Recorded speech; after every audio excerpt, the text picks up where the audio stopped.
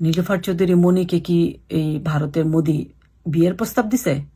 নিশ্চয়ই দিছে, না হয় তার এত তেল বানছে কিভাবে? তেল না বানলে তো সে আজকে আমাদের শহীদ শরীফ উসমান হাদিকে নিয়ে সে ব্যঙ্গ বিদ্রুপ করতে পারতো না। এখনো ঢাকা শহরে খুঁজলে হাদির রক্ত পাওয়া যাবে, জুলাই যোদ্ধাদের রক্ত পাওয়া যাবে। সেই জায়গায় বসে এক গাল লিপস্টিক লাগাইয়া এসে তারা এখন টকশো মারায়। টকশো মারানি হয়েছে এক একজন। সে শরীফ ওসমান হাদিকে সে গিনিপিগ ডাকছে। সে ডাকতে কিভাবে পারলো? একজন মহিলা, একজন মা হয়ে সে কিভাবে ডাকতে পারলো? এটা আমার বিশ্বাসে আসে না। এই মহিলা কিভাবে পারলো? সে শুধু হাদিকেই গিনিপিগ ডাকে নাই, সে মুসল্লিদেরকেও ব্যঙ্গ বিদ্রুপ করছে। এই উদ্ধত আচরণ, এই শব্দচয়ন কিভাবে মনি করতে পারলো? কার সাহসে করতে পারলো? তাকে তার জবাব দিতে হবে। মনিকে ক্ষমা চাইতে হবে।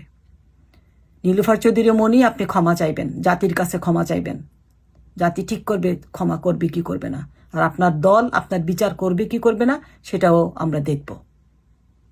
হাসিনা বাল দিয়েও পোষে নাই, আজকে হাসিনার ভাষায় কথা বলতে আসছেন। হাসিনা আপনাদেরকে সত্যি সত্যি পোষে নাই। হাসিনা ভয় পাইতো ছাত্রদেরকে।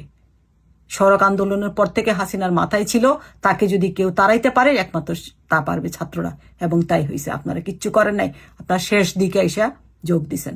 মানুষ জানে এইসব। আপনার আজকে এত যে চর্বি বানছে, এত তেল বানছে, এটার কারণ জাতি জানতে চায়। আপনি কোন সাহসে, যেখানে সারা বিশ্বের মানুষ, ধর্মপ্রাণ মানুষ হাদির জন্য প্রার্থনা করতেছে, তাদের মুনাজাতে হাদিকে রাখতেছে, দোয়া করতেছে সারা বিশ্বের মানুষ, সেদিন জানাজা পড়তে আসা এই লাখো মুসল্লির কান্নাতে, তাদের চোখের পানিতে আল্লাহর আরশ কাঁপছে, কিন্তু আপনাদের হৃদয় কাঁপে নাই। আপনারা ও মারা গেছে প্রত্যেকে বিএনপি নানান রকম ভাবে তাকে ব্যঙ্গ বিদ্রুপ করতেছে, তার মৃত্যুটাকে স্বাভাবিক করার চেষ্টা করতেছে এই বিএনপি।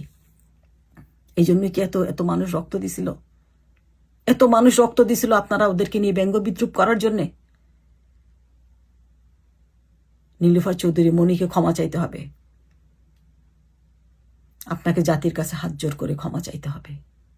আপনি হাসিনার ভাষায় কথা বলতেছেন, আপনি হাসিনার ভাষায় কথা বলছেন। আপনার এই উদ্ধত আচরণের জবাব আমরা চাই। আপনি কার সাহসে, কোন সাহসে এই কথাগুলো বলছেন? নীলুফার চৌধুরী মনিকে সরকারকে অনুরোধ করব তাকে জিজ্ঞাসাবাদ করার জন্য। সে কোন ডিজাইনের অংশ জানে তাকে জানাইতে হবে আমাদের কাছে, আমরা জানতে চাই। সারা বিশ্বের মানুষকে আপনি অপমান করছেন, সারা বিশ্বের অনুভূতির জায়গায় আপনি হাত দিছেন। হাদি এখন শুধু বাংলাদেশের না, সারা বিশ্বের মানুষের আবেগের নাম, অনুভূতির নাম শহীদ শরীফ উসমান হাদি। আপনি জাতির কাছে ক্ষমা চাইবেন।